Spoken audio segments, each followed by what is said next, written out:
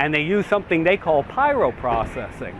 The interesting thing is they call it pyroprocessing, but it's a molten salt process. They're dissolving this thing in a molten salt, and they're doing electrochemistry on it. Why don't they call it molten salt? They want no association with molten salt, because then it brings up another superior thing molten salt can do. I love that clip.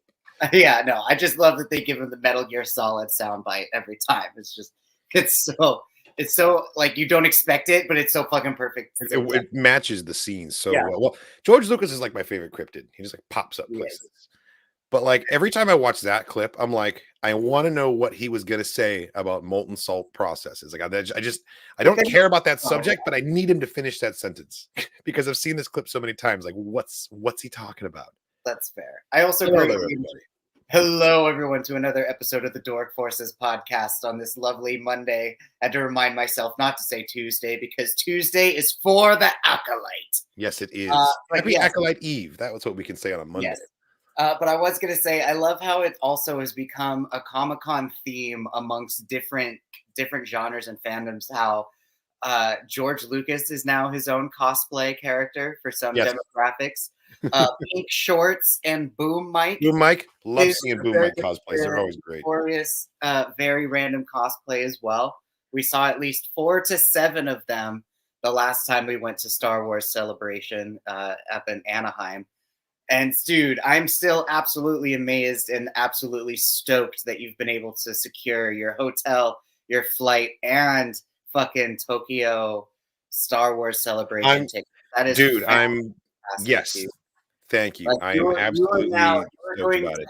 You are going to like be internationally known now for like is Kyle Katarn reactions when you step foot in the land of kaiju. And then when I gotta watch myself when I'm there. Yeah, right. Like I know we already have some listeners, and you have some amazing Star Wars: The Old Republic co-players that are. Yeah, my guild is very much international. We are an international guild. We got people in Italy, Germany, Scotland, France, New Zealand, to name a few. So yeah, I like many of our friends and viewers here have to wait until the next Star Wars Celebration gracefully comes back to America. But yes, this is going to be the greatest of experiences for you, and I'm so stoked when this. To be fair, this was really not in the cards for me either. I kind of just like went a little bit crazy and bought tickets because I was already in Anaheim about to go to Galaxy's Edge, and I was also in Star Wars fever. Tickets go on sale, and I was like, you know what, I'm just going to make it happen somehow. And I had no idea how I was going to put it together because make no mistake, this is very much an endeavor that is outside of my price range. Okay. I'm going to Japan courtesy of some very reckless spending. We're going to see what happens. It's going to be a laugh, but it is officially official. I'm going to be at Star Wars Celebration Japan. Fuck yeah.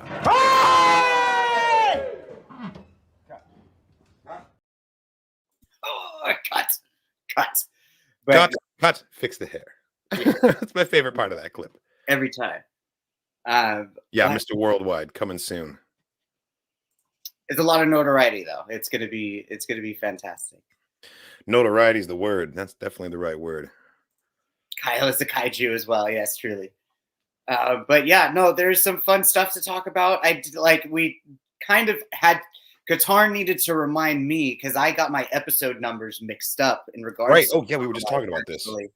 I was actually got misplaced and thought that the episode of the Acolyte we just saw was episode 5. So I was like, oh, cool. We still have 6, 7, and 8 to go through. And Qatar's like, nah, dude, we just watched episode 6. We only have 7 and 8 left, of which the titles have recently come out. Yes. I don't know how some of you fantastic people on Twitter are able to find these episode titles so quickly. But before we dive into I'm just going to say we're going to be talking about what these titles are in a minute here, and if you don't want to know that ahead of time, you've been warned. Okay, you've been warned. We're doing this. All right, continue, please. So episode 7, thankfully, does give us another split title. Okay, double perspective. As I'm talking about this, I didn't even have it queued up like an absolute noob. But yeah, so episode 7 is going to be a split title. Episode 8 is going to be a singular title. That one is going to be Doom, of which I felt like we've heard before, and like we kind of knew that As in DOOM, as in like Doom. as in Carol Doom, yes. Okay. And then that's ominous as hell. That does not fill me with good feelings. But yes, and then I currently, so someone in the chat, if you want to help me out, I'm trying to like scope through Twitter here. Because yeah, some of the people just episode 7 was called like Truth something, right? It's called Truth and something. Truth and Reconciliation. No, wait, that's a different franchise. Never mind.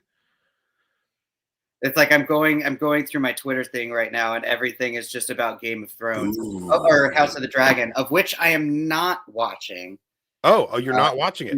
To some of the people who have asked on Instagram and other mediums, I have Honesty and Acceptance. Yeah, that sounds. Honesty and Acceptance. I think that's what it is. Yeah. Yeah.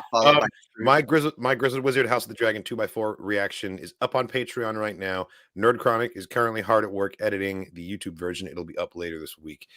Yeah, I won't say anything about it because obviously you haven't even watched the show. It's still pretty fresh. I don't want people to be able to watch the reaction, but I will just say it affected us.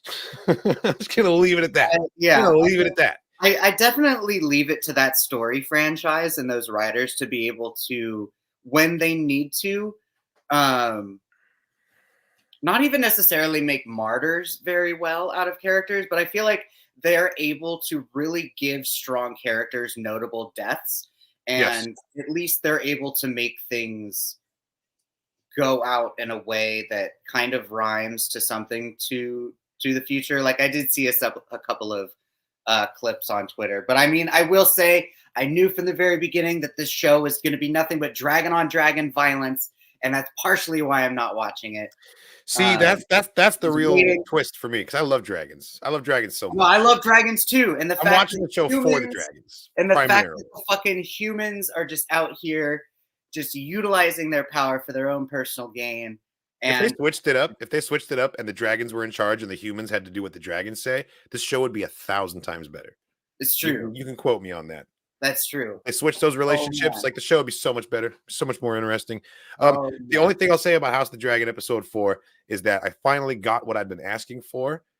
Not like this. Okay. Not like this. Let's move on because we got a lot of stuff to talk about here. My reaction will be coming soon to House of the Dragon. So first of all, episode 6 of The Acolyte. We watched it. Yes. We liked it, right? For the most part. Oh, absolutely. There was a lot of, I mean, there wasn't a whole lot that we didn't like. There were definitely a couple of speculations that they very highly insinuated with the light whip and the very strong potential that Chimere may have been Vernestra. Those were definitely whip scars on the back. Prior, like a prior apprentice or anything like that. I have seen the rumor flying around that Chimere could be a potential apprentice of Darth Tenebris. Of whom like I didn't even really learn about until like the past 6 months, honestly. Oh, Tenebris was Plagueis' master. Yeah. He's a pretty central character in James Luceno's Plagueis novel. See, which is not canon, by the way. It's not. Oh, well, see, I was going to say I need to do some research into this story, into this book. But either way, if it's canon or not, if the heavy influences are coming from the characters, that would be truly, like, that would be really cool. My only sad thought about that, if they do sort of inevitably bring like the Plagueis Tenebris story into this, is that I was kind of hoping that Acolyte was going to be its own separate entity outside of the whole Skywalker saga. I guess that's technically true. If you're talking about Tenebris and Plagueis, now we're in Skywalker territory. Yeah, because so I kind of was. I guess that's true. So I was kind of hoping that we were going to stay a little bit outside of its own satellite or its own, story and universe. Sure. But like, even if we do end up going that way, that's cool because again, it just gives us way more weight. It gives us way more sugar and coding and story to the inevitable, like, ultimate of the, it's got to be a delicious reveal. Quilt, as you were, the quilt of Star Wars. Because also this show, if anything, of which we're also going to talk about the awesome trailer/teaser trailer for Agatha All Along that came out fucking today. That's right. I haven't seen that yet. We're going to react to that in a couple minutes here, so stay tuned. But anyway, so what I was going to say is that if anything, the Acolyte truly emphasized more of the mysticism and the different portrayals of the Force. And if that ends up really being the soul of this show, fucking dope. If this ends up being the soul gem of all the Disney Plus Star Wars shows, For me, it really has. It's really making its mark in that way. Like, honestly, because you've got pew pew pew, and you've got good versus evil, and then in the middle of this, you've got this like examination of philosophy that's happening at the heart of the conflict. And like, to me, that is so like in the heart of Star Wars, but never explained, like explored deeply enough for my satisfaction. So like the fact that we're going there to these greater lengths and the conversation. I see you. The fucking it's the soul gem. Yeah. Oh, dude. Oh my god. Exactly. The fucking soul gem. Out. Ted, I got your voucher. Out. Got your vouchers. That's pretty good. That's pretty damn good, actually. The soul survivor, because he has the soul gem. That's why. Bro, dude, I'm still pumped to see and hear what that Force conversation is going to be like. The fact that Saul just straight up tased May and is just like, "All right, bitch, you're gonna stay on this table and we're gonna have a conveation that I've been waiting 16 years to have." It was just like, bro, you know, right, I actually for a second, you know, god damn. The way like we're seeing him use this force and like restrain her on the table, and like now she has no choice. Like he's taking her choice away and making her listen to him. And Saul is supposed to be like, you know, traditionally would be the sympathetic character as the Jedi, as the one that we know to like, he's acting with integrity, but he's taking away May's options. And then you juxtapose that with Chimere, who is like giving Osha all of the illusion of choice. Oh, ship's right over there. Swim to it as soon as you want. I know, you're the one with the weapon. Like, no, like, bro, you better swim before the tide gets higher. Just saying. Or it's like it's such opposite approaches, and yet it's ironic because the one who is like giving this illusion of freedom really is not. He's not operating on the level, and the person who has literally tied this person to a bed and is forcing them to listen to him is much more likely to actually act honestly and really regard May versus try to like manipulate the way that Chimere is, like, because he wants something from Osha and he doesn't want her to leave, and he's like telling her what she needs to know to make the decision he wants her to make, versus Saul, who's just like, shut up and listen. All right. I mean, Terry Bibe, I understand. She did kill 2 Jedi. I see what you're saying. I understand your point there, but at the end of the day, May has blood on her hands. Whether or not she was manipulated into killing those Jedi, she still killed Indara, right? Still has the experience. Torben technically killed himself. There's a defense to be made there, right? Kelnaka wasn't even her, but she definitely did kill Indara. That much, you know, that much would hold up. She had the audacity to factory reset Pip, of whom. Okay, that's fucked. That was fucked. I am pretty upset about that. Also, MVP to Basil of that episode as well, giving us one of the craziest, coolest fight choreography I think we've seen in quite some time. Basil's choreography? You mean his little like a little horse climbing kick, and then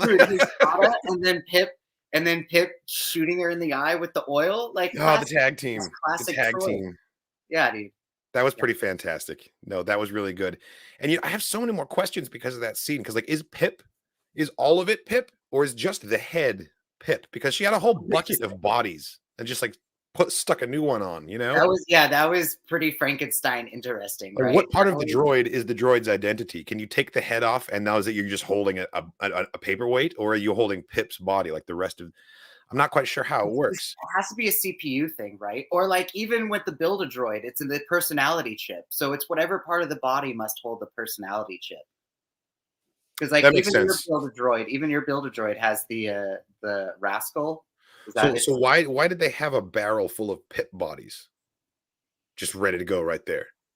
And they were all dusty and shit. Like, you just have spare Pip bodies, but no spare Pip heads. Like, I have so many questions about what happened in that scene with the droid. So maybe the Pip head is universal, but the Pip body, either A, you always need a different kind of screwdriver, or B, maybe the Pip bodies just like get outdated over time, like iPhones, but the head is always universal, like your universal TV remote. So you can sure. update your body as it is. That makes sense. It could also be like, yeah, like different functionality. Like one of them has a bunch of like flatheads on it. The other one has a bunch of Phillips heads on it or something, you know, like Fucking Metabots. Yeah, dude. it could also be like just a lazy alternative to cleaning out the instruments when you're done on a job. Instead of like wiping it all down, you just disconnect the body and put a clean one on and keep working. It could be something like that too. Like it's like Yeah. just Yeah. in order to continue working when the tools get all gummed up.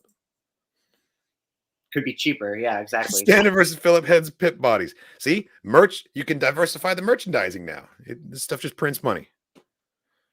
Dude, speaking of Droid, actually speaking of the Droid store, and the fact that Inferno Squadron has recently come out for Star Wars Shattered. Well, I guess not recently. They've been out for a couple weeks now. But some of the painting examples I've seen for Inferno Squad has been fucking incredible. But what I was gonna say is next time anyone's over at the Galaxy's Edge and at the Droid shop, you can get your own little miniature spy droid. An SD, really? Yeah. Oh, that's cool. Like, so the legs are kind of weird. It's kind of like it kind of looks like a spider droid, but it has tiny wheels on it so that the legs can still like kind of move a little bit with you. Oh, interesting. But the legs are they articulatable? The legs? Kind of like the same way, not like as much as one of those camera head gorilla hands, you know, like I know what you're talking about, yeah. Things would be like, but it's still very angular. Like they tried to keep the look that give the illusion that it's floating.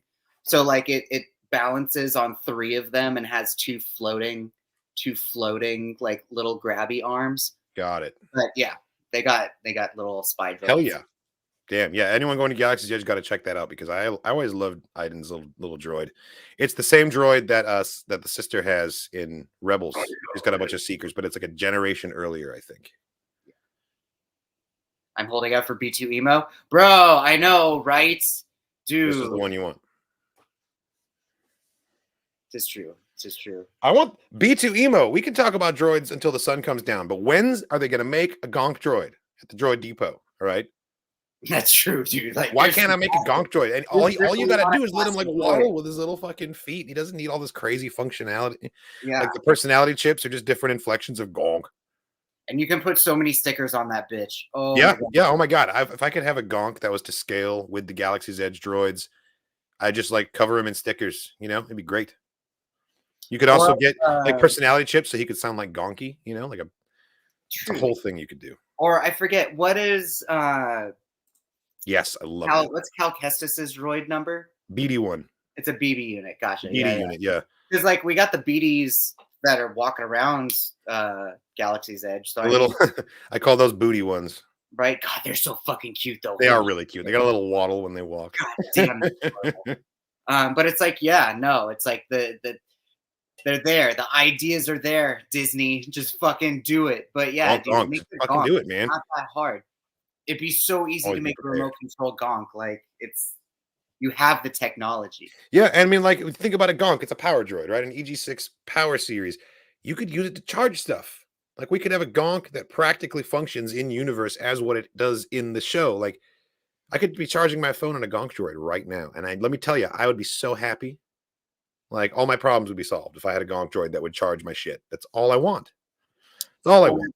Or the spray bottle that's also a fan that looks like the moisture evaporator. If you I got one of those. I got one of those.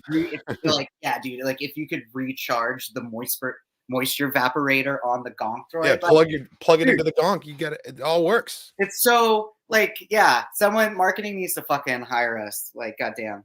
And if you plug one Gonk into another Gonk, there's a feedback loop that'll just like destroy your house. They're like Furbies. They'll talk to each other too. Yes. I mean, that's what the Galaxy's Edge droids do with the personality chips. They do interact with each other. So if you have like a C series and like an astromech next to each other, they'll totally have like a conversation. That's pretty fucking cool. I'm telling you, man, throw Gonks into the mix. There's no reason not to make a Gonk. In fact, it would be less expensive than some of these more intricate droid models that you're trying to incorporate because it's literally a top, a bottom, and some feet.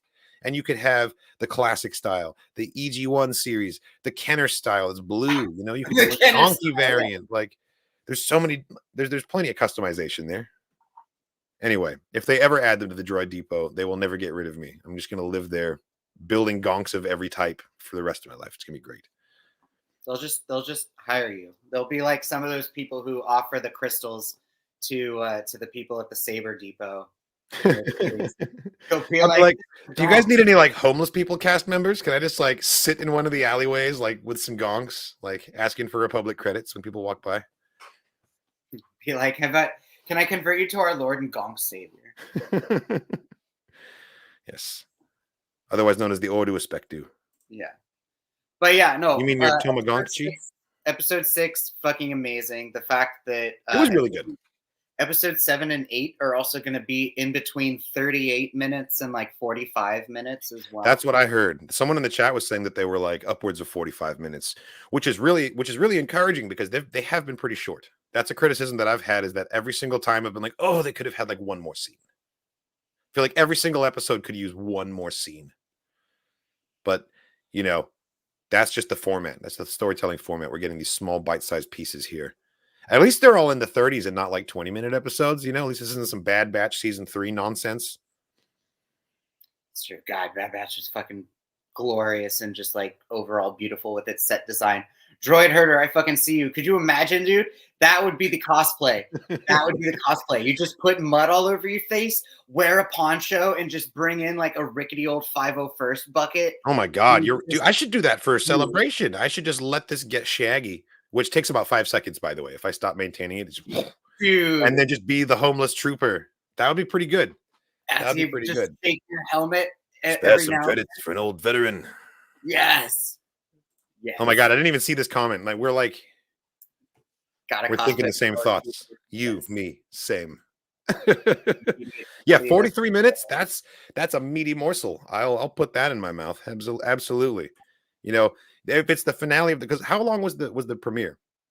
I watched the first episode so many times and I still don't know how long it was because I had no concept of time. Short. Again, it was watching like 35 to 45 minutes only, maybe 43. Okay. So probably an equivalent length then. A similar experience. What are we expecting to see in episode 7? I mean, through a lot of the flashback. I mean, the two biggest things that I don't want to say that I'm expecting to see, but I am really excited to potentially see a Wookiee Jedi in live action. Like I know we got to see like Gengi a couple times in like Bad Batch season. Was it season 2 that he made his cameo, or was it season 3? Gungi, yeah, he came back in season 3.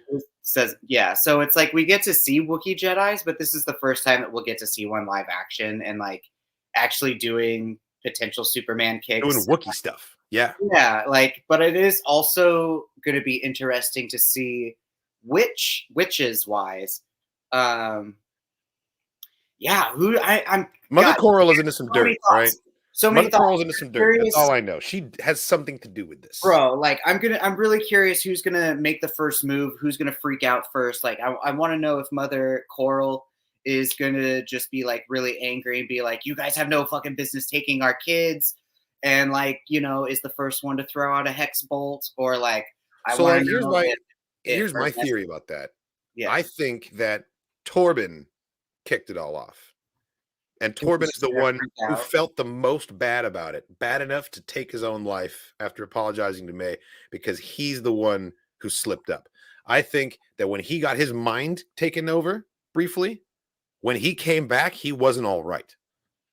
And he had kind of like a breakdown from that or something. And he snapped, or he had a fear response. He became really jumpy and he acted rashly. And it's one of those situations, I made the same analogy in the last podcast too, where it's you got two really heavily armed groups that are very tense, and one person accidentally pulls the trigger, suddenly everyone's firing at everybody, and it just snowballs into that. And I feel like that straw that breaks the camel's back is going to be Torben not being able to handle his shit because of what just happened mentally to him. And that scene in the trailer of Kelnaka fighting Torben, I think that Kelnaka is not being the aggressor here. I think Kelnaka is trying to subdue Torben, who is out of control. That's what I think. That's what I was thinking too. So I think, I think Torben probably was the one who might have massacred all the witches when the other Jedi Masters weren't looking or didn't know.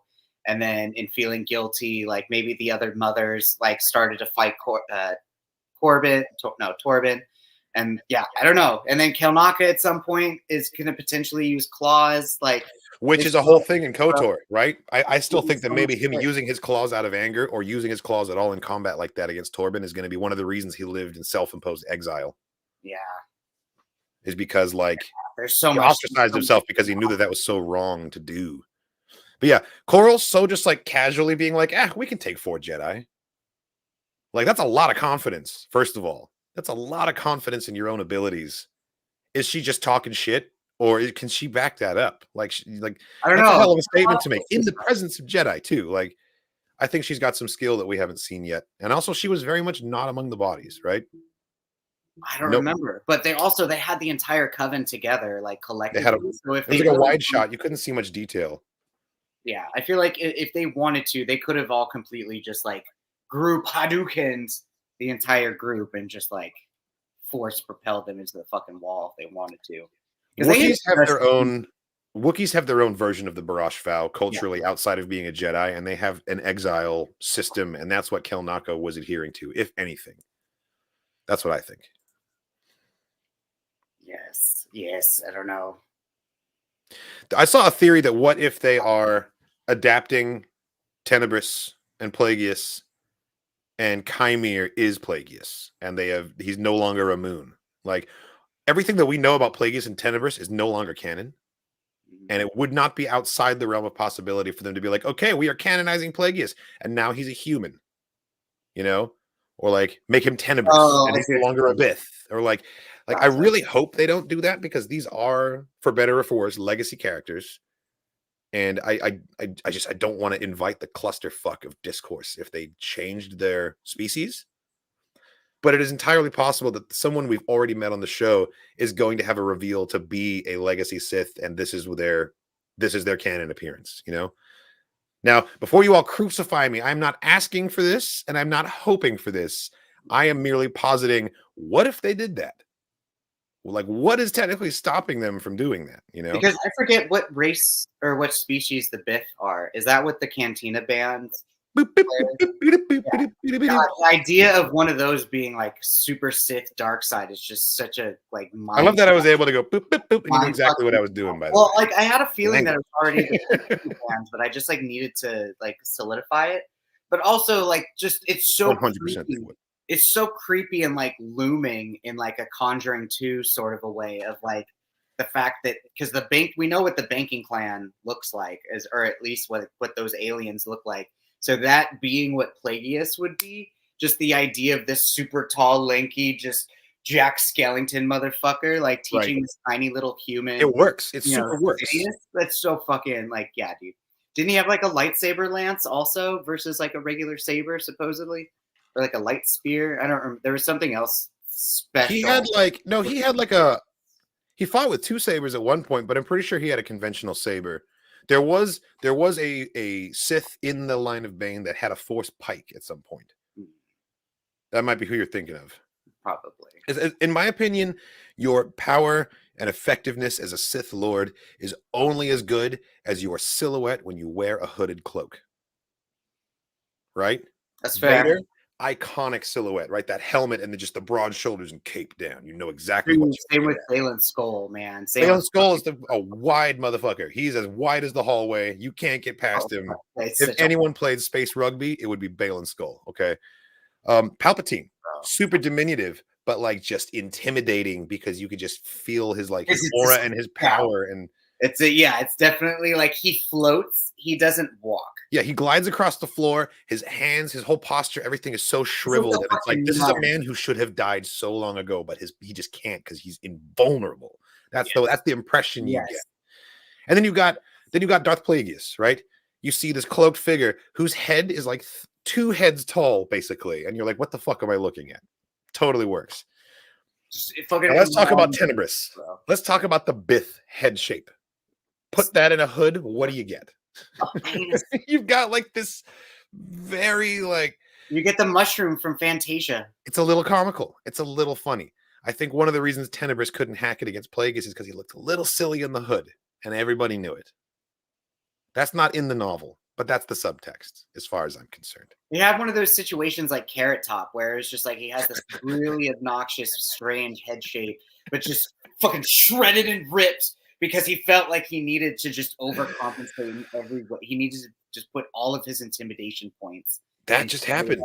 You just compared Darth Plagueis to Carrot Top, and you know what? Not It Plagueis. worked. Not Plagueis. Tenebris. Oh, Tenebris, even better. Even it still Yeah, fucking works, and I'm yeah. astounded. I'm astounded at the analogy because that is so accurate. How is that so accurate? Or like the internet / Reddit's favorite meme of like, what does Diglett look like underground? It's Oh God, Diglett and just you know, like that's the Biff. That's my favorite is the Doug Trio one, and it's 3 like hella swole guys like cuddling underground.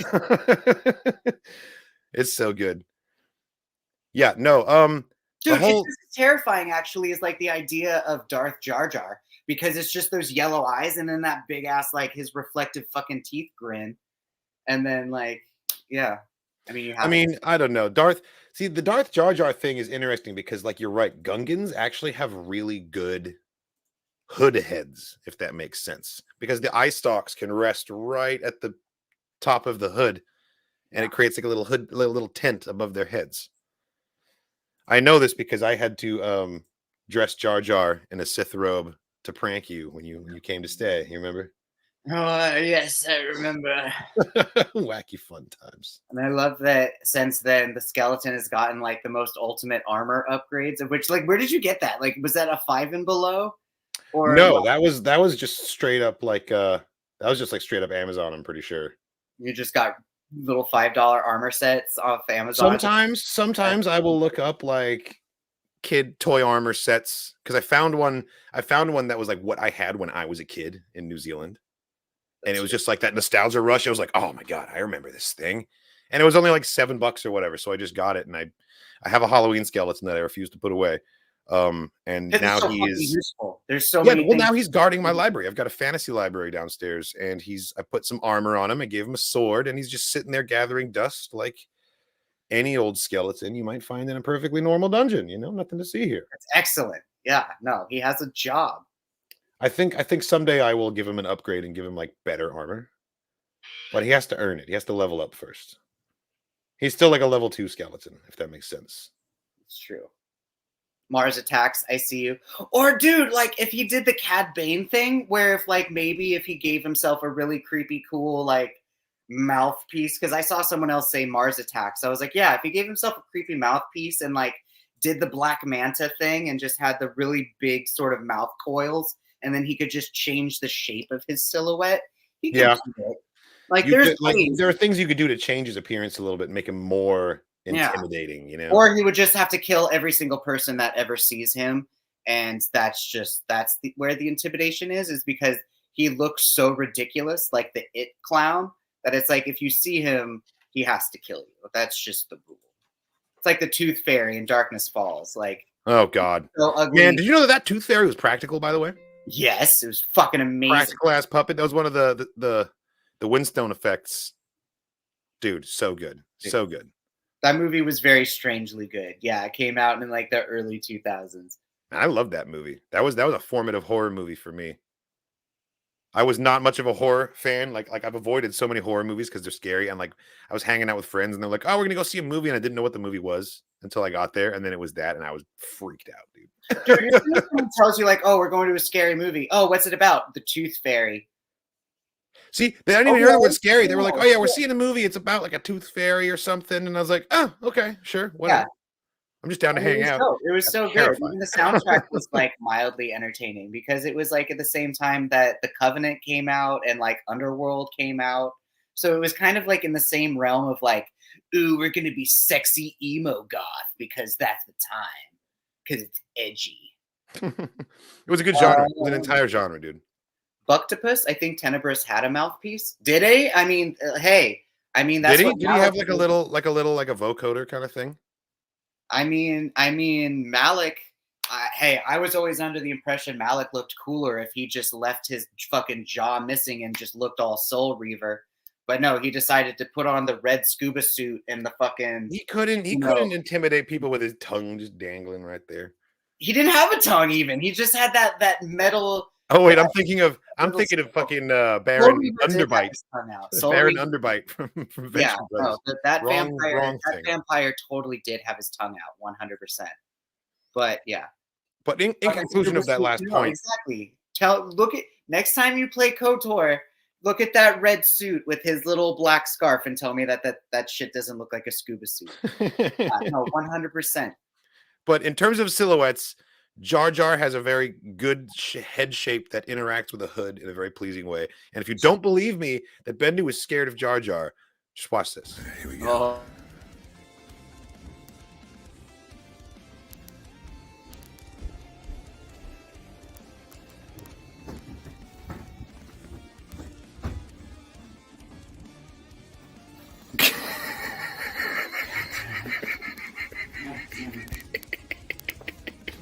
Oh. Bendu's in the bathroom.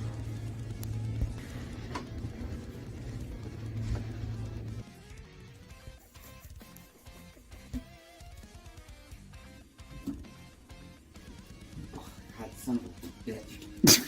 God damn it. God damn it. God damn it. Fucking thing sucks.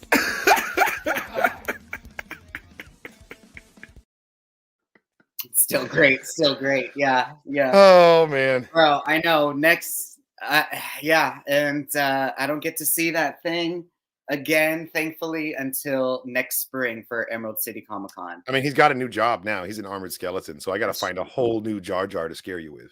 Dude, I mean, like, I don't know about Seattle, but here in Arizona, immediately after the 4th of July happened, the Spirit Halloween stores have started to find their carcass buildings that they're gonna start to, you know, They're okay. They've already found them. yeah, like I already They're see, a like, a bunch of carrion only company, aren't signs. they? Hmm? They're like a carrion bird of a company. They're like circle dying businesses So fucking good. They're so great. waiting with their banners. Yeah. So I mean, so you'll be able to soon get your, get our revamp, or not our revamp, but like we'll get to our yearly. A recharge. Can't- Recharge our friendship batteries, best friend. Well, Yeah. well, I mean, yeah, that for Comic-Con. I meant Halloween wise, we can restock on our spooky shit. Oh yeah, But for sure. Re-up on our restock- like all of our chemical, like our alchemy and our potions and our spell Yeah, books. restock was the word I was looking for. But yes, no, springtime in Emerald City Comic Con. I'm fucking stoked. There's going to be so many different Star Wars celebrities this year. I actually am really pumped and need to make a mental note to try to go to Phoenix Fan Fusion next year. Oh hell yeah, that's right, because that's very close to you. There's a lot of Mando celebrities and Bad Nice. Batch and Star Wars Rebels voice actors that decided to make their way to the fucking desert. And I feel like it'd be much easier to talk to them and get an autograph at a much smaller convention such as Phoenix Fan Fusion than it would be like Seattle Comic Con. That's fair. That's fair.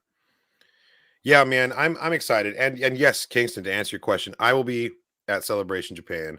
Never been to Japan before. Very excited for that.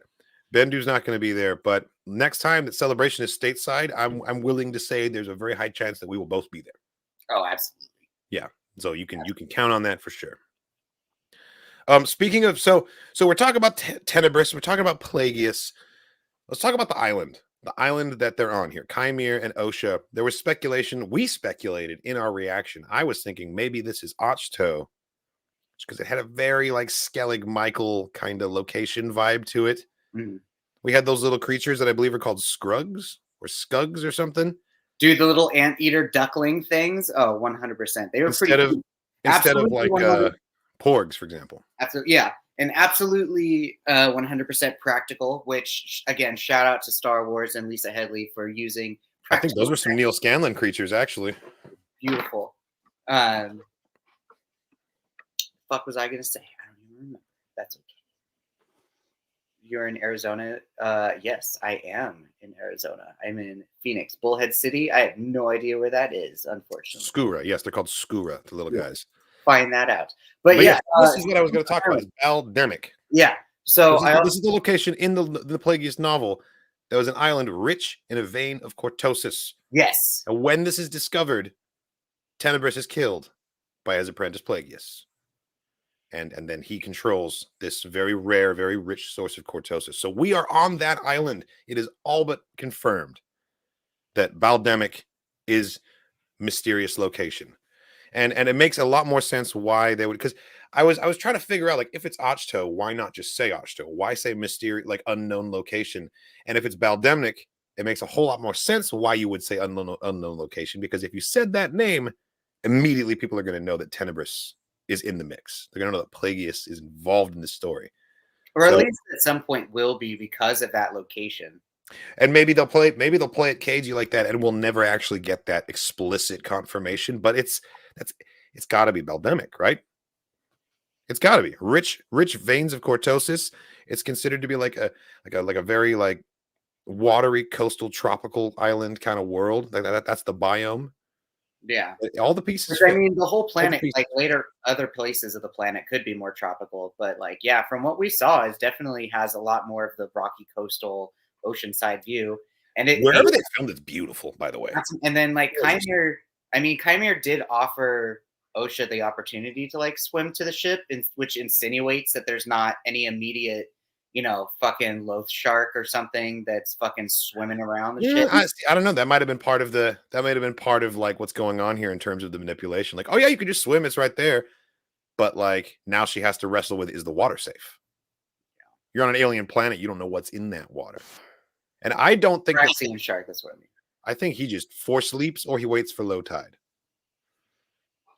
But like, it seems like a very tactically unwise. Like, why would you limit your? Like, what if you get attacked and you got to run to the ship? Now you got to swim in the middle of an ambush. Especially if you're living as a hermit, like in secret, you got to be ready to dip at a moment's notice. And if high tide is going to screw you out of being able to make a speedy exit, probably not the best place to have your little refuge. True. Unless he just kind of pulls a Yoda and like uses the Force to make stepping stones sort of like come up, and like he makes his own path sort of a thing, which would be more badass than I guess within character. I mean, it's a flex, right? Like, why not be able to raise up a hidden pathway out of the fucking ocean if you... That would be so dope. That'd be just like Moses, like evil fucking Moses. Yeah. It's the same thing that Maul kind of did with Ezra when they were in the temple. Yeah. Lifting the stones one after another. Exactly. I really, dude, that episode, Twilight of the Apprentice, is so cool. I love the way, like, even the architecture of the temple follows the rules. Aztec, but like not, but like, dude. Also, well, just that it takes two, a master and an apprentice. Like, like the Bane philosophy, like has permeated every like part of Sith culture and philosophy. That like where they even build their temples where you need to use the power of two to get in there. Like it's just. What was extra cool is I think around that same time when like that episode came out and they're like looking at the burnt up bodies of all these like dead Jedi and dead Sith warriors. Like, I think that was like the same time that the Marvel comic came out where like Apprentice Maul, like Palpatine gave him the Sith dust to like huff and hallucinate that he was the Jedi. He huffs some dead guy's ashes and just, like, trips out and sees like this alternate vision of if he was a Jedi. Dude, it's so good. It's so good. Yeah. I love that comic. Murders an entire family at their fucking dinner table. He's like, this is wrong. This is wrong. Murder. You're like, this is not who I am. Dude, have you read any of the new Darth Maul Black, White, and Red that just came out? I've seen the artwork, but dude, it's so good. So I'm slightly waiting. Actually, speaking of Emerald City Comic Con, because by the time that comes out, hopefully that story arc will be finished and I'll be able to buy it as like a singular. I think it's a 5-issue run. So by then, yeah, totally. It should be its own singular book or like collective. Because Vader Black, White, and Red was only like 3 or 4 issues, I think, and that's already done. So I'm sure you'll be able to get it as like a trade by then. Because, dude, oh my God, the artwork is phenomenal. It's so good. Questions 10. Who is Chimere's master, if he's even a true Sith? Is he getting ready to challenge, or are they already dead? These are all very good questions. See, Leslie said we would see 2 Sith in this show, and I'm starting to think, what if Chimere is neither of them? What if Plagueis and Tenebris show up, and Chimere is like literally just a fallen apprentice, potentially Vernestra's apprentice. We'll get into that in a minute, but he said the word Sith to trigger Soul, and that's it. But then on the other hand, like he was straight up quoting Sith code. He told May that peace is a lie, and there was only passion. Like in that first episode, we saw him, which honestly should have been the one and only clue that we needed, that he was going to be a Dark Force user. The fact that he's quoting the Sith Creed, it was like one of his first I lines of know. dialogue. How did that go over my head, man? I should have known. We still knew. We still knew. We just kind of still gave the benefit of the doubt that he was just a part of the cult. And that's our flaw. That's what we did wrong. We should have known right away. Well, No I mean, one just casually knows that stuff. Not in a time like this when the Sith are extinct. Yeah, but I know. But like at the same time, like that's a great analogy. I feel like He's fully the still Zahir of the cool. dark It's side. still cool that we gave him the benefit of the doubt that there were more members of the dark side cult, that it wasn't just him. Because, like, I mean, it does kind of make it less. I feel like it puts way less weight and puts way less stress for the rewatch, knowing that it's just been Chimere the whole time. Versus, like, but now, even if it is still not Chimere, like, even once episode 8 comes around, and we still have, like, 2 other Sith masters that just. There's definitely another twist. Everyone. There's definitely another twist. Yeah, because it became too obvious that it was Chimere before it was revealed. Which means that's not the big reveal. Something bigger will be revealed. Right. If anything, Chimere is just shown or is given to us as a power flex in order, or at least like a power gauge, so that when we do see like, oh, this is what a true Sith Lord. You thought the Sith Lord was here with the person who's able to like mass force repulse and like kind of do psychic reflection into people's heads. Nah, bro. Let's just let's go up another level. Absolutely. Like, oh, you thought the witches were bad with being able to just completely mind control this one little Padawan? You think that's bad? Hold my spotchka. What? Hold my spotchka. Yeah. So let's talk about David Harewood. He's on the cast, right? He's in this show. We have not met him yet. His role has not been revealed. I do have a theory about good old David Harewood, though. Okay, so check this out.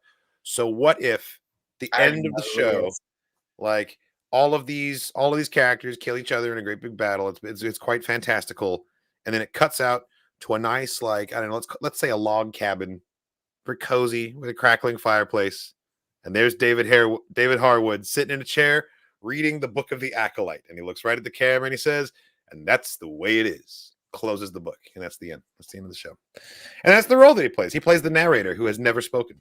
Oh, you know what? I love it. The way it is. He's the storyteller. He's sitting by a cozy campfire telling us this tale. And at the end, he's just like, "All right, Padawans, time for lunch." The end. You don't think that's possible? You don't think there's fair enough? Maybe he was Pip's voice actor. I mean, like, if we're gonna get a live action Moon who has more than 30 seconds of screen time, like Sand Hill did, they've got to really do some work on that face. Because, like, going back and looking at that Separatist conference scene where we see Sand Hill of the Banking Clan, like, he's very 2000s era CG. Like, he hasn't aged very gracefully, the effect. So they really, I think, have to go back to that drawing board and really make him look good this time.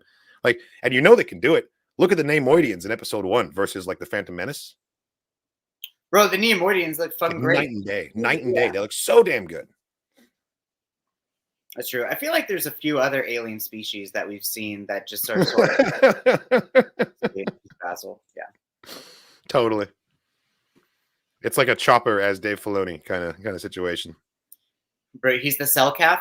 Bro, let's talk about that Cellcath and how. I'm so glad we got to see him again. How it's amazing that he was given like what 2 episodes now. 2, and the second episode gave him even more screen time to where we were really good to get a gander at like his little face danglies. When he like turned his head and they wobbled just a little bit, I was like, I got excited, man. Dude.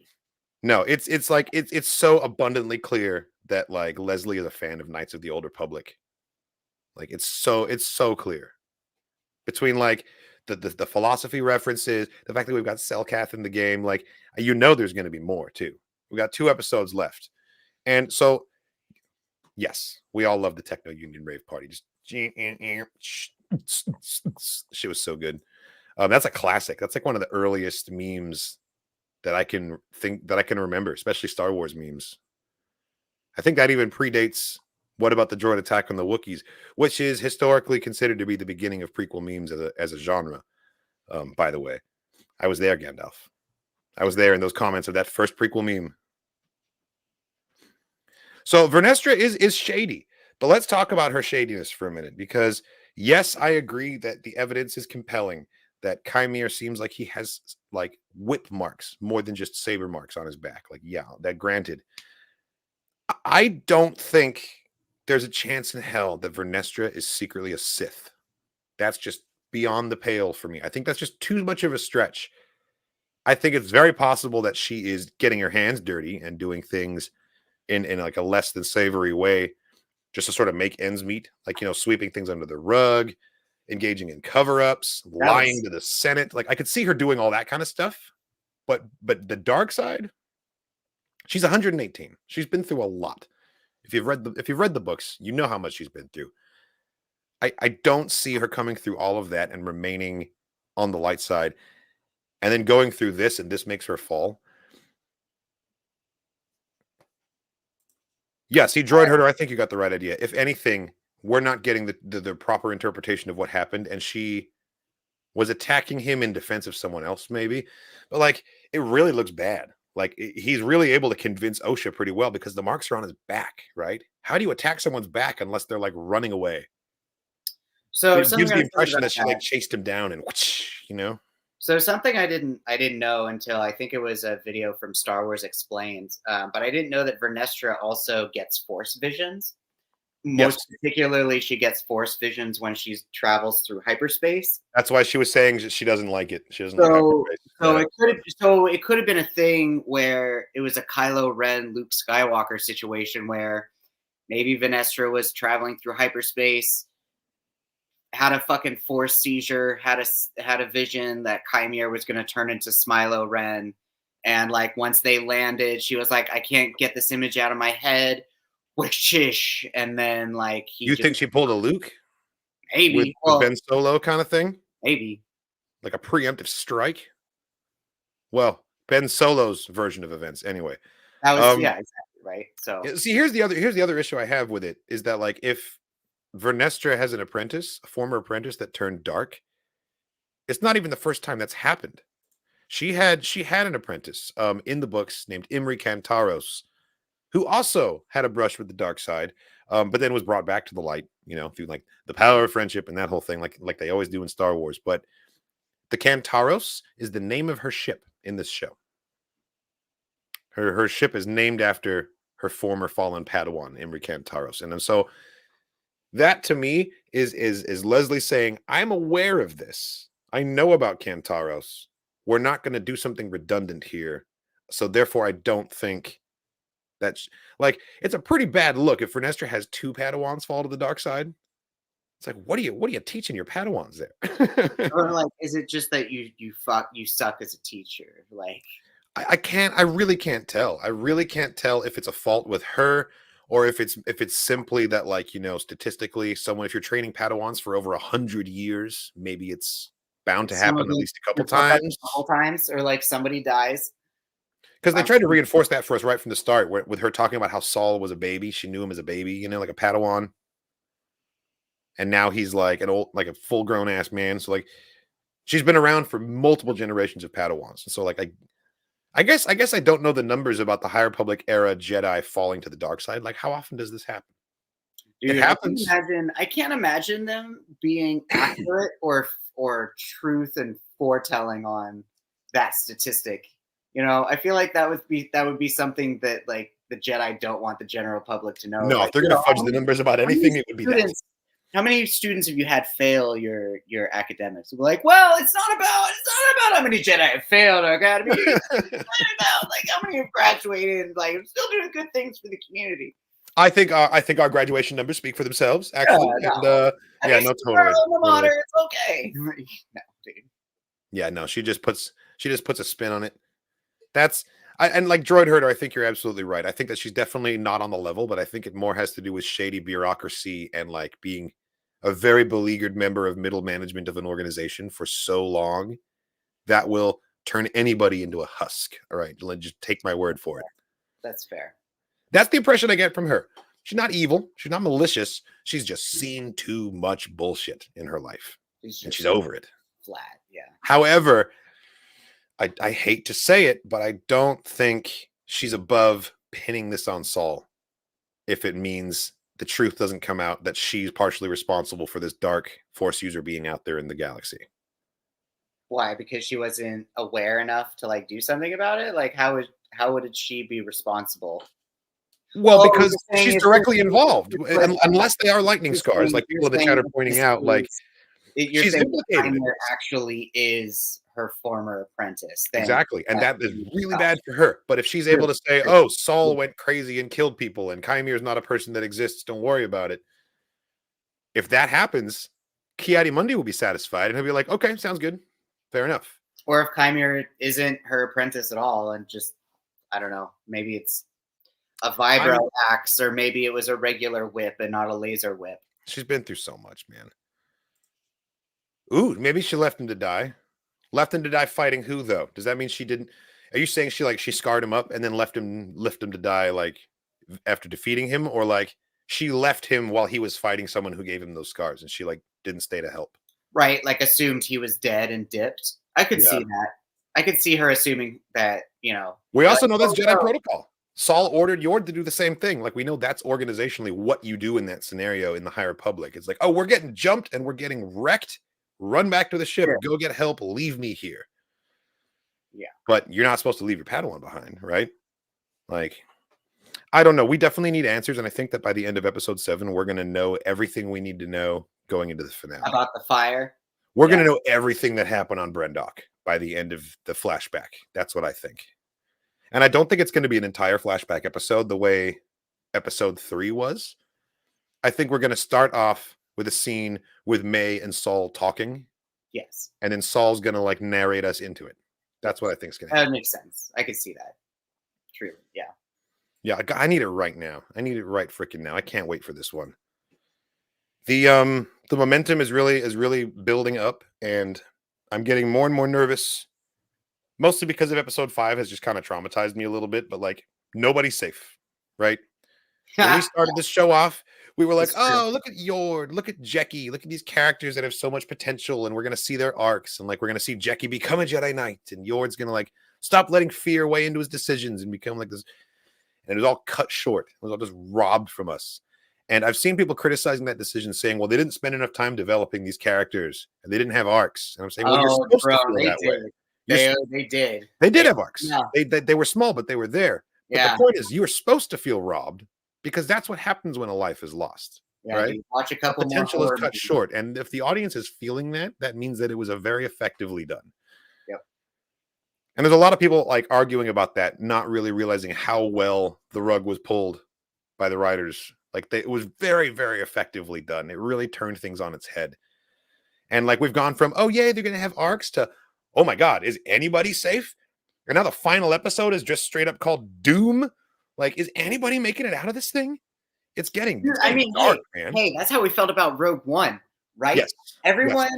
Everyone just like had high hopes about Rogue One, and then like as soon as we kind of figured out like, oh, this is that mission. Oh shit! I didn't realize that. Oh shit! I didn't realize. I was so confused. I didn't know where we got to that ending. Oh God, yeah, no. Because I was like, because in my head, they're not going to die. And at the end of the day, this is Disney, right? We're going to sanitize it a little bit. We're not going to go to those lengths. And then like the Death Star shows up, and like Chirrut gets blown up, and then Bodhi gets blown up, and I'm like, oh, okay, but like at least Jin and Cassian will get out, and then the Death Star fires on the fucking planet, and I'm just like, I didn't understand. I was like, how could this be happening right now? I was so convinced mentally that like we don't kill all of our whole cast. That doesn't happen in Star Wars. That I was floored when they did that. And then on top of that, Vader hallway scene, like seeing that for the first time, already reeling from the fact that they just killed an entire cast for a movie. Like that was nuts. That was an all-timer movie experience for me. Seeing Vader in that hallway, like whew. Someone actually screamed in the theater. Yeah, no. Someone let out like a shriek when he turned his lightsaber on. It was so good. Cinematic mastery. Yeah, that was absolutely fantastic. So fucking good. We have a Gonk of the week. It's true. Let's get to it. It's everybody's favorite part of the podcast. All right. And then Agatha as our closing. We're also gonna react to the Agatha All Along trailer after this. So the Gonk of the week this week was submitted by Cindy Telrunya. Look at this little guy right here. Oh my god, I like the metallic blue on the feet so goddamn much. I know, like it's a really nice color scheme, and I like that the top and the bottom blues are slightly different shades too, giving it Yes. that scavenged appearance. Like it's kind of more of a bluish purple on bottom and then greenish purple on top. It's got like a little comma thing on the back too. It's got like a little bit of cloth, like a rudder, like a mud guard kind of. Oh shit, I see it. Yeah. I didn't notice that. Kind of cool. Yeah, interesting. Why does it have a mud guard? He's a cool little. That's so funny. What is this?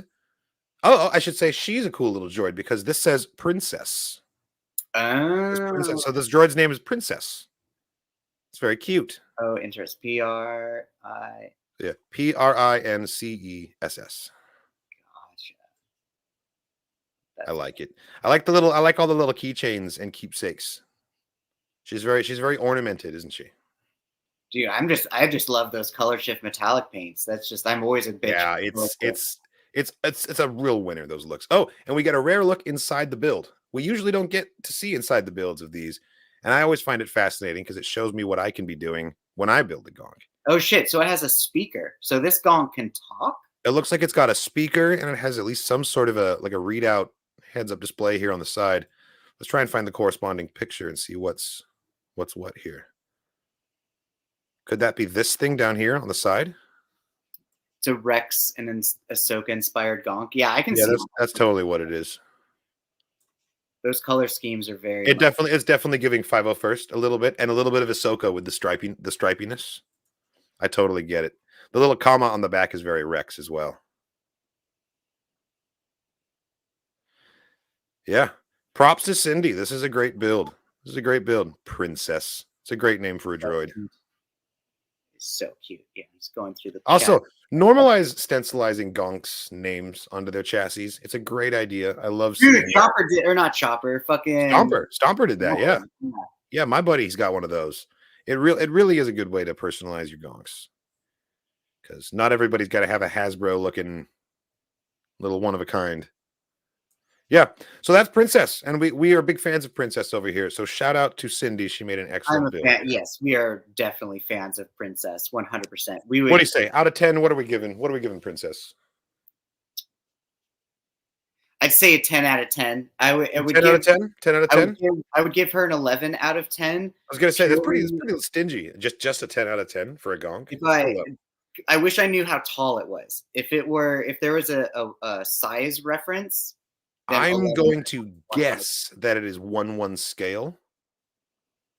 Because that's a plant leaf. That's a plant leaf. So if that's I'm trying to see if any of the interior objects can give us, like, these are wine corks right here. So extrapolate from that cork the length of a wine bottle. It's like almost 1.5 wine bottles across. I think that's about 1/1 scale. I think I'm willing to say that it's 1/1 scale. It's a 3 foot tall, maybe a 4 foot tall Gonk. All right, the numbers are coming in. The numbers are pretty solid. Looks like we're getting a lot of 11 out of 10s. 11 out of 10 from Woodsy. A 15. You know, I'm going to go ahead and just like be the decider here and give it a 13. Right in the middle there. Princess, you got a 13 out of 10. You're a very good Gonk. Trying to think of what metallic flowers to give to a royal Gonk of that sort. Don't you dare. What kind of glitter? Princess Rhaenyra decided its name. Oh wow. Obviously. Oh my God! Yes, Gonks. As of Star Wars issue 47, the trial of Lando Calrissian. He's stuck in his cell on Home One, awaiting trial, and a Gonk waddles up to his cell and sticks his dongle in the thing, and like through a tube, he just like releases a bunch of like toxic gases, and like fills it. He basically turns the cell into a gas chamber, and then the bodyguard droid comes and he sees it. And he's like, "What's all this here?" And he just tips the Gonk over. And that like neutralizes the threat. Wow, the Gonk's just like waddling sideways on the floor, like assassin neutralized. Wow, holy shit! Good times. That's amazing. He just tries to. What a. That's all it takes. He just like stuck a little tube through the bars, and then the whole thing was like engineered by his defense attorney to like cover sympathy with the. It was a whole thing. It was pretty good. It was a pretty good courtroom story. I liked it. That's the only Gonk violence I will accept. Hey, I mean, you should listen to our audiobook of when we tried the Star Wars RPG Stomper got into a lot of shit. And Stomper can handle himself. Yeah. So I played a Gungan private detective, and my deputy was a Gonk droid named Stomper. But Stomper's not just any Gonk, okay? He's hyper capable. He's extremely loyal. He's Beskar plated. I can use him as rolling cover in a firefight. It's pretty much awesome. No, Stomper and I are inseparable. He is the best. And in season 2 of Iceball, I'm giving him even more upgrades. So when we finally start playing season 2 live, like, yeah, there's gonna be some great Gonk droid action coming up on that one. So a trailer came out today. Genghis Khan sticks his dongle in his thing. Yeah. He did. He stuck the dongle in the thing, and then the gas came out, and then someone came up and he was like, "You can't do that in the workplace," and they knocked him over. Wow. That's canon. That's literally canon. Don't at me, right? At Charles Soule, he wrote it. Man. It wasn't me. Man. So Agatha All Along. Yes, dude. Yeah. Yeah. Agatha All Along. Is that actually the name of the show? Yes. I don't trust anything they say now about the titles because they changed the titles so many times. It's true because they kind of did that on purpose. 2, also it was during the writer's strike, so they really didn't know what was going to go on. And then 3, yeah, I mean it comes out in September, so it'd be September. Okay, so that means we don't know how many episodes it's going to be, but maybe it'll stretch into October. We'll actually get some spooky witch show for Halloween. That'd be nice. Or at least close to, yeah, or at least going into October.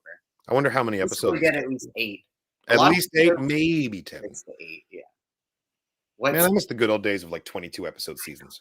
I was gonna say, what live action Marvel show has had more than 8 episodes?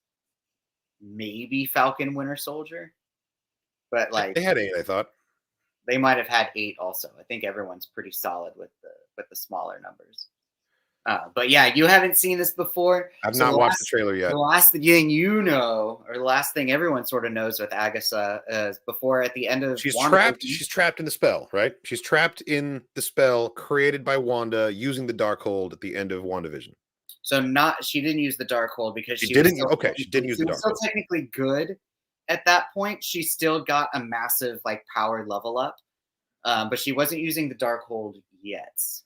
And then this show is supposed to take place after her supposed death at the end of Multiverse of Madness.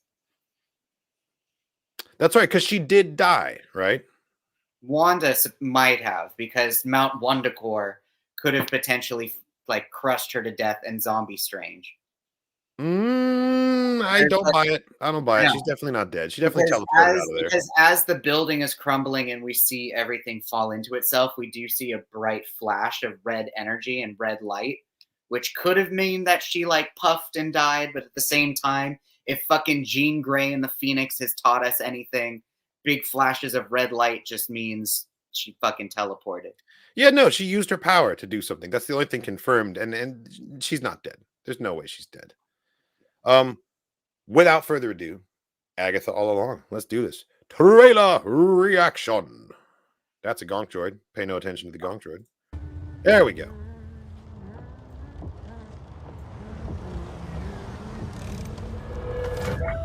What? Another beautiful day.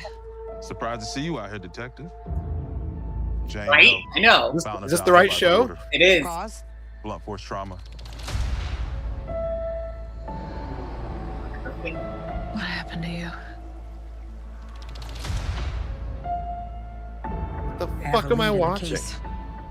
You just keep watching. I can't shake this feeling I'm seeing it wrong.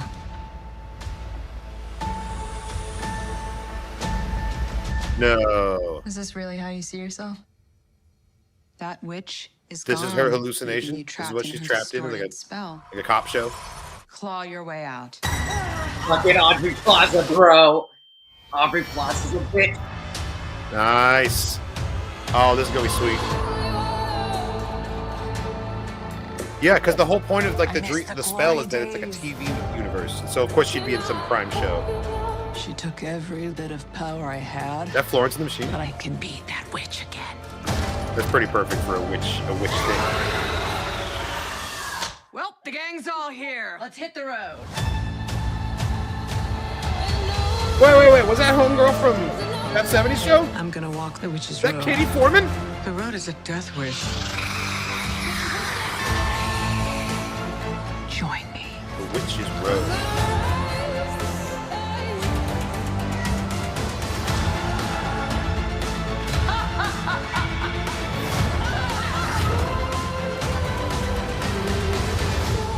What witch in her right mind would join Agatha Harkness's coven? Not looking for right-minded witches, as it happens. Yes. Let's go. Let's go. This is fun.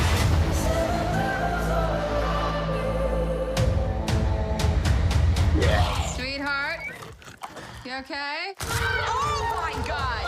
Whoa, what's she doing? Where's she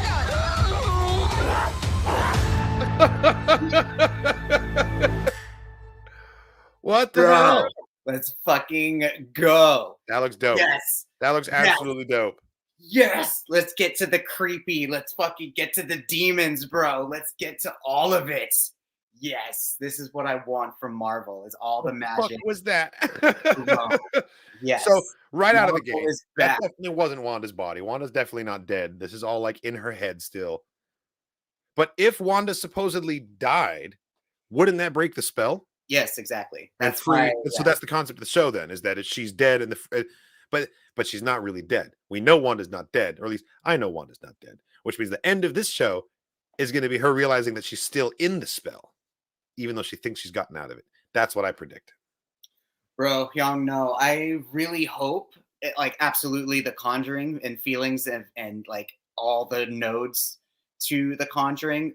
If anything, between Sam Raimi and Scott Derrickson, if there's one thing that we've seen is that horror movie directors know how to make good fucking Marvel movies. So Yep. I really hope that at least like someone in the production team of The Conjuring or like someone had some sort of like help with that because that was great.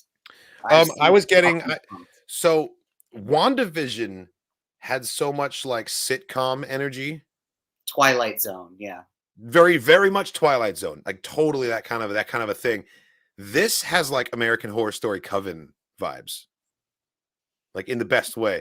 Like it definitely has like almost like a Ryan Murphy level like cheesiness to the subject matter, but it's got like that dripping Disney budget, and it's just I'm here for it. It's an aesthetic that I definitely vibe with, and I think the show's going to be a lot of fun. I'm a very much like a take it or leave it kind of guy when it comes to Marvel. Like it either really resonates with me, or I'm like that one wasn't for me. But this one I think is going to be for me. I think Agatha, I'm going to really enjoy this one. Yeah, dude. Aubrey Plaza getting to be her witchy self. I know, absolutely. Like, and the fact that she has green magic and green powers, I am really interested to see like who exactly she ends up being. I did see some people trying to suggest that the teenage boy with the black nails and the black hair might be a version of Wiccan. I think that's what I heard too, that it's going to be Wiccan. Right, but at the same time, like, but Wiccan was part of the illusion and part of the spell. So like, and that was a different kid. Which would support my theory that the spell is not in fact broken. So like they would have to recast him, I suppose, because I think that kid still might be a little kid. But yeah, no, exactly. Jordan Audrey Plaza is fire. Exactly. Fucking exactly. It is Billy Kaplan. I mean, it would make sense. Wiccan is fucking phenomenal and definitely has a lot of multiversal powers. And is like Billy Kaplan Lizzie Kaplan's brother? No. The same last name. It's a valid question, Bendu. First, we must enjoy Deadpool and Wolverine. I know that's this weekend's. Yeah. Oh wow. Okay. Yeah. Canada I think they hosted the premiere and everything, and they already did like their whole red carpet extravaganza thing. I'm gonna react to the Deadpool movies, I think, because I've never seen any of the Deadpool movies. They're good, man. Watching I Josh don't want to jump into the new one. I'd rather work my way up to it, I think. Josh Brolin did an amazing job as Cable in the second. Yeah, he would make a good Cable. I bet he's great. Even the visual effects throughout the Deadpool movies have been really solid. Like there were certain parts of like some of the prior X-Men movies that Colossus looks obviously like really metallic and very CGI. Sure. But there is a way that they kind of tweaked Colossus in the Deadpool movies that he still looks CGI, but he still looks more like organic and like an actual like physical part of the set. It's really impressive what they could do with that now. Like it is a full-on prosthetic with just a little bit of CGI enhancement. Like when you marry those two together, like it just looks so good. It looks so real. But no, And yes, never saw Deadpool.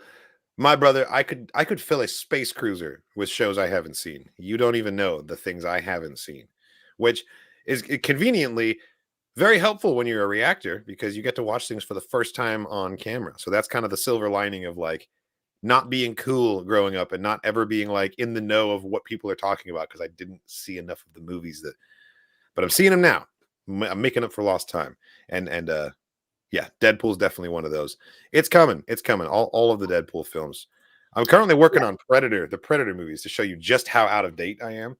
it is really good. I'm Not to working mention with Predator I Alien mean, right now and Godzilla for the first time. bro. Okay. Yeah. The I'm fact that watching Godzilla's for the first time okay, too. the fact that Godzilla -1 is on Netflix, fucking phenomenal. I You will. watched it already? Oh, dude, I've watched it twice. Pretty good. Oh, if you I watched will it twice, say, then I know it's good. I think Shin Godzilla is definitely my favorite out of the two most recent like Japanese Godzilla movies. The Godzilla Kong New Empire is just so fucking ridiculous to just like smoke a bowl to, or just like when you have nothing important and you just need some ridiculous just kaiju action in the background. Sure. Great fucking random ass movie. Like it's like I can dig it. it's like you're watching a Magic the Gathering card game turned into a movie, is what it is, and it's so goofy and like. But when you watch it compared to the Japanese Godzilla, that's a hell of a description. I don't even know what to expect now. It's so funny. It's so funny. Going back to Deadpool for a hot second, though. Going back to our childhood memories of Firefly, Marina Baccarin is in it though. She plays the shit, really? the love companion. Yeah, the nice. companion. I forget what her name was in Firefly. The companion Indara. movie. Adara.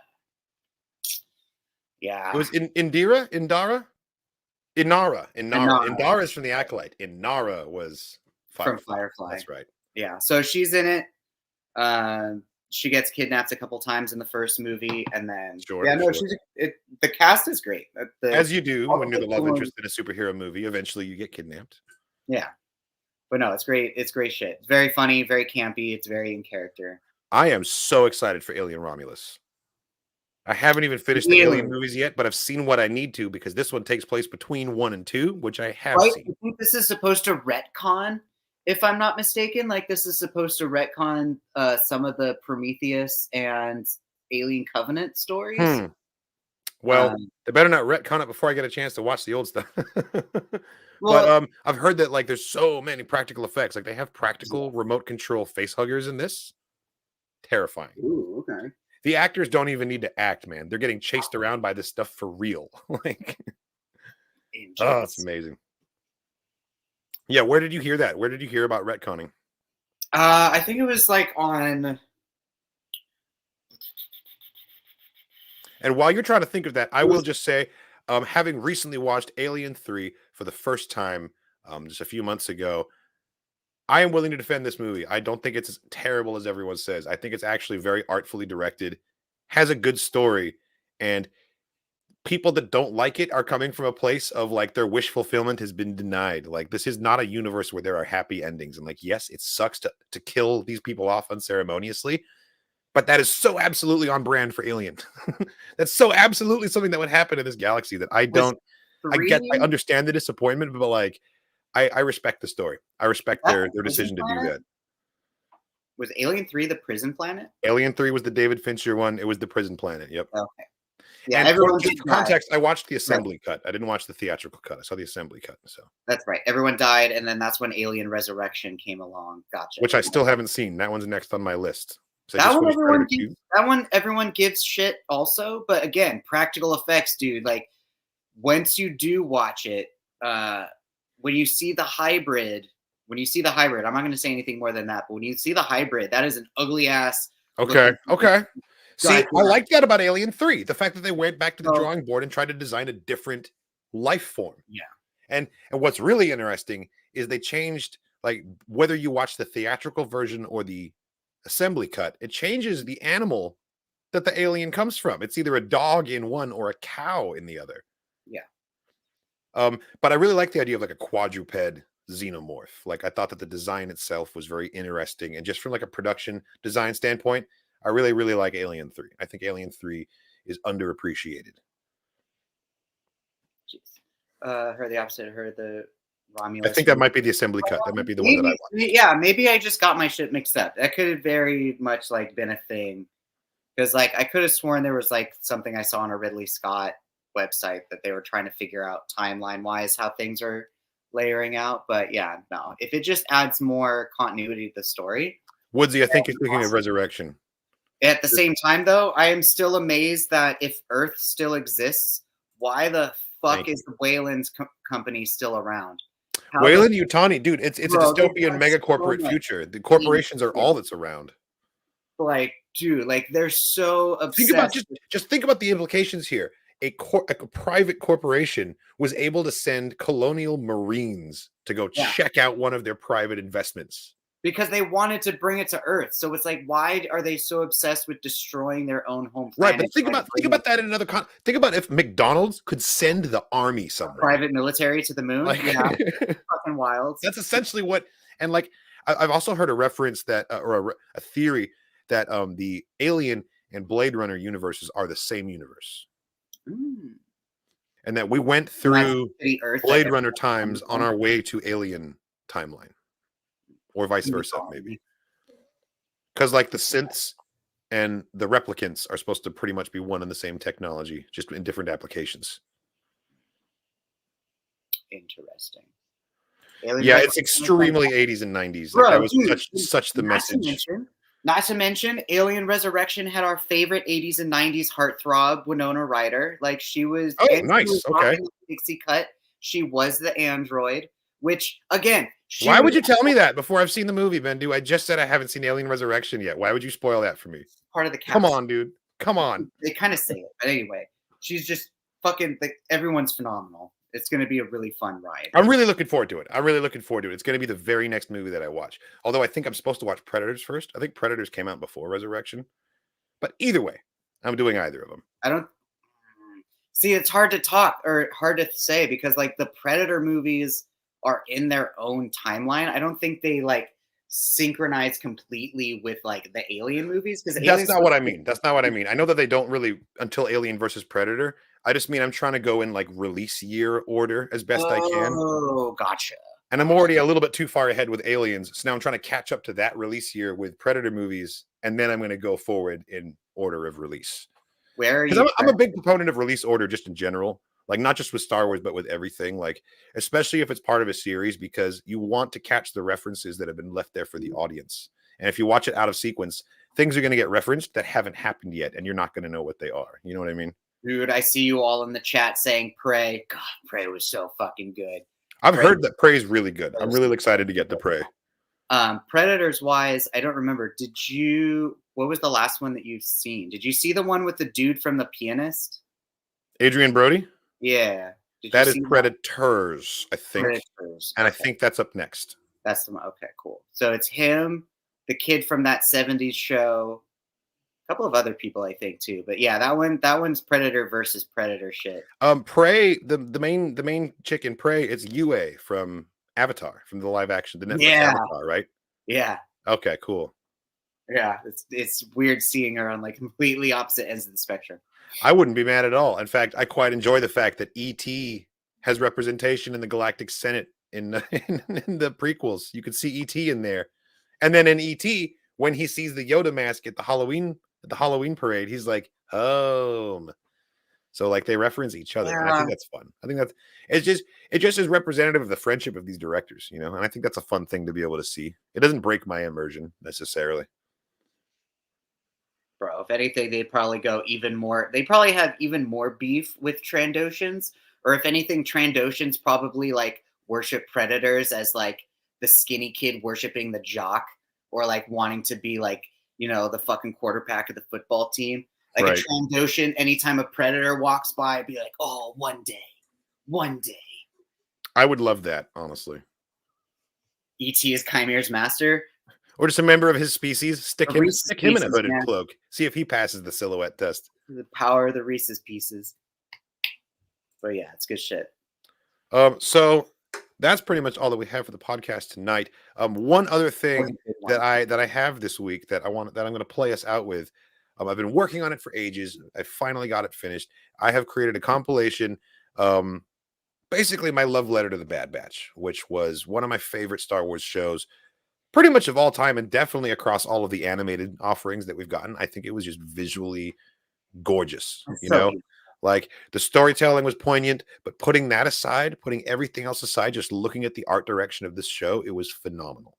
It was absolutely beautiful. So what I've done is I have gone through every single episode of the series and selected my favorite shot from every episode, and I've put them together. So that's what we're going to end with here is a super cut of an establishing shot. That's my favorite shot from every single episode of the Bad Batch. So thank you so much for watching, everybody. This has been Dork Forces, episode 75. We've covered a lot of great stuff tonight. It was really fun hanging out with everybody. And with this, we bid you farewell, and we say, as always, may the Force be with you.